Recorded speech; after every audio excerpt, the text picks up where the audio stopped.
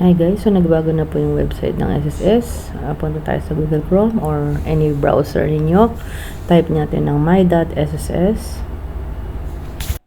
So medyo mabagal lang, antay lang po. Okay, type your user ID and password. In my case, naka-remember na po dyan. Sign in lang natin. May kabagalan din, kailangan na po ngayon ng one-time password na marireceive sa number nyo sa SSS na naka-register. So, ayan na. Enter your 6-digit OTP. One-time password. Then, log in.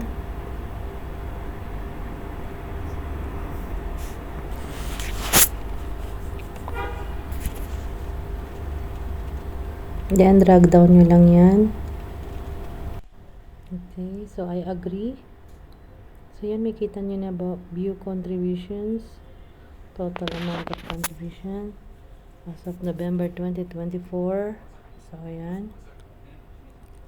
So, ayan. Click natin yung 3 dots na nasa taas para lang ma-view natin as desktop site na parang computer ang gamit natin or laptop. Kasi mas more compatible siya doon. Makita natin lahat ng view doon. As, ayan, kompleto. So, as of now, ang bayad siya hanggang September 2024. So, yun lang guys. Yan. Sana nakatulong itong bagong my.sss website. So, yun ang ano naman, PRN. Yun ang PRN yung may alphanumeric na code. So, pwede na tayo magbayad ng October to December. So, pwede natin baguhin yan guys. Kung depende kung anong gusto natin lagay.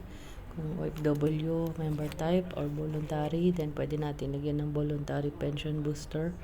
Which amount? So, in my case, nilagay ko is 4,000. So, 1,610 siya kasi. Times 3. So, plus 4,000. Kaya naging 8,830. So, ganun lang guys. Kadali. Salamat.